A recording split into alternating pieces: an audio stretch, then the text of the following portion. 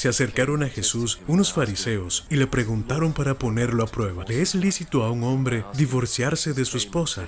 Él les respondió: ¿qué les prescribió Moisés? Ellos le contestaron: Moisés nos permitió el divorcio mediante la entrega de un acta de divorcio a la esposa. Jesús les dijo: Moisés prescribió esto debido a la dureza del corazón de ustedes. Pero desde el principio, al crearlos, Dios los hizo hombre y mujer. Por eso dejará el hombre a su padre y a su madre, y se unirá a su esposa, y serán los dos una sola cosa. De modo que ya no son dos, sino una sola cosa. Por eso, lo que Dios unió, que no lo separe el hombre. Ya en casa, los discípulos le volvieron a preguntar sobre el asunto. Jesús les dijo: si uno se divorcia de su esposa y se casa con otra, comete adulterio contra la primera. Y si ella se divorcia de su marido y se casa con otro, comete adulterio. Le trajeron entonces a unos niños para que los tocara, pero los discípulos los reprendieron. Al ver esto, Jesús se enojó y les dijo: dejen que los niños se acerquen a mí y no se lo impidan, porque el reino de Dios pertenece a los que son como ellos. Les aseguro que el que no recibe el reino de Dios como un niño, no entrará en él. Después tomó en brazos a los niños y los bendijo, imponiéndoles las manos. El tema que nos presenta el Evangelio de hoy es un tema muy controversial. Se trata del divorcio. Comienza el Evangelio diciendo que unos fariseos se acercaron a Jesús. ¿Quiénes eran los fariseos?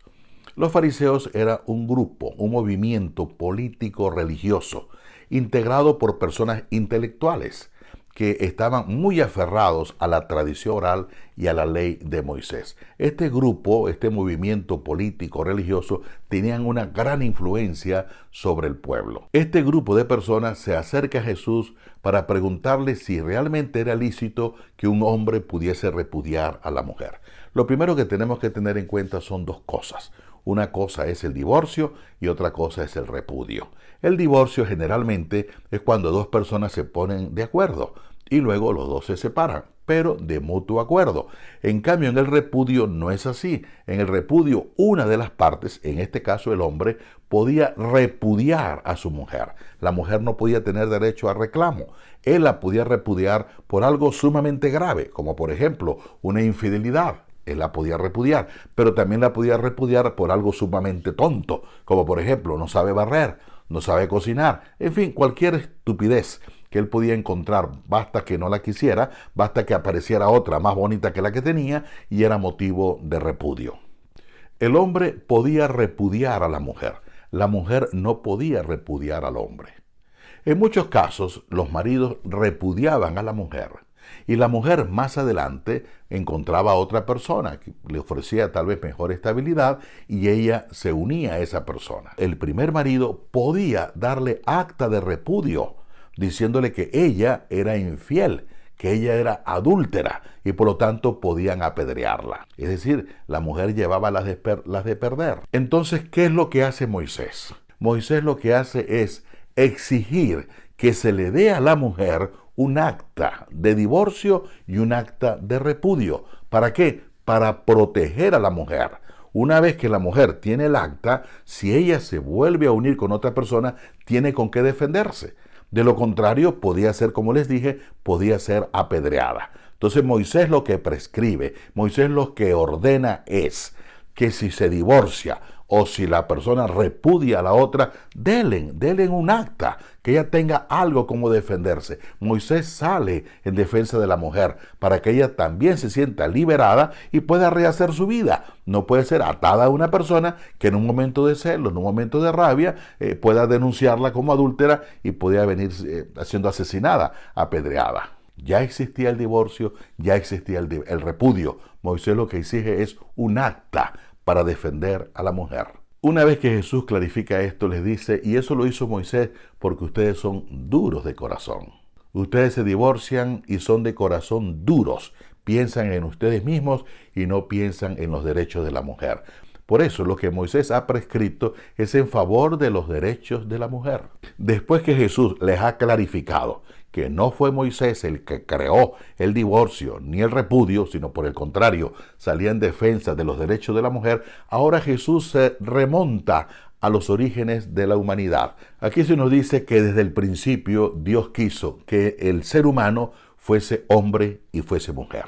Y muy bien nos lo dice el libro del Génesis cuando habla de la creación. Y nos dice por 7 veces que todo lo que Dios creó vio que era bueno. Pero la primera cosa que Dios vio que no era bueno es que el hombre estaba solo. Por eso dice, no es bueno que el hombre esté solo. Voy a hacerle una ayuda semejante a él. Porque si es solo, no se humaniza, no se realiza como persona. Por eso Dios hizo al hombre y a la mujer el uno necesitado del otro, porque así los dos se complementan. Y es por eso que dice que ya no serán dos, sino una sola carne. Una persona equilibrada sabe ser feliz en la medida en que entienda que tiene necesidad de la otra persona. Dios nos ha hecho bien. Dios ha querido hacernos incompletos, obligándonos a salir de nosotros mismos para ir al encuentro del otro, para intercambiar nuestros dones con la otra persona. En otras palabras, para amarnos, porque el ser humano fue hecho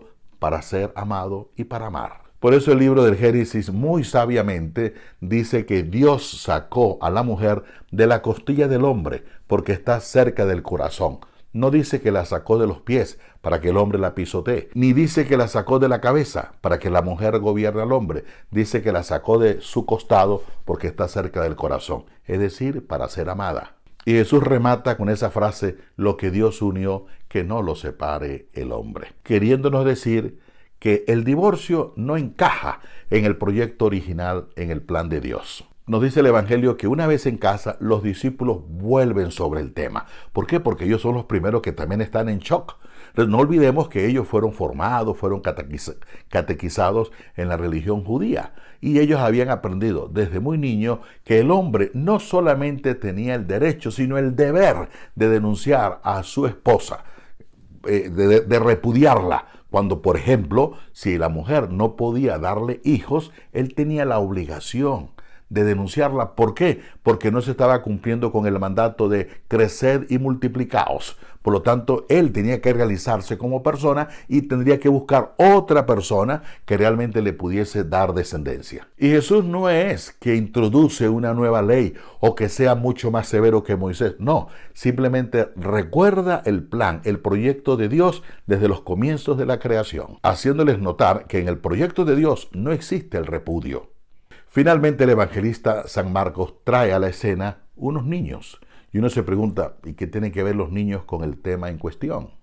Le trajeron entonces a unos niños para que los tocara, pero los discípulos los reprendieron. Al ver esto, Jesús se enojó y les dijo, dejen que los niños se acerquen a mí y no se lo impidan, porque el reino de Dios pertenece a los que son como ellos. Les aseguro que el que no recibe el reino de Dios como un niño, no entrará en él. Después tomó en brazos a los niños y los bendijo, imponiéndoles las manos. Aquí vemos una frase un poquito fuerte.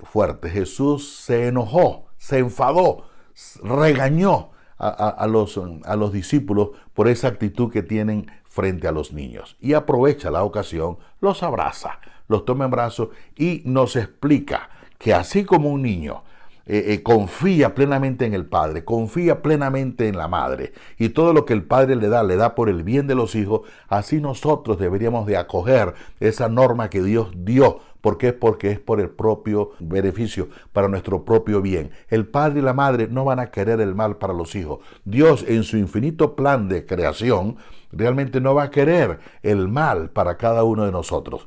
La meta que Dios nos propone es muy alta y a veces muy difícil de alcanzar, pero Dios comprende nuestra fragilidad. Y cuando una persona se separa, se divorcia, nosotros no somos nadie para juzgarlo. Nosotros tenemos que acompañarlo con nuestra oración, porque nosotros no sabemos el problema, las dificultades, qué fue lo que lo llevaron a tomar esa decisión. Es allí donde entra nuestra pastoral, para acompañarlos, caminar con ellos y hacerles sentir también el amor de Dios en su condición de vida.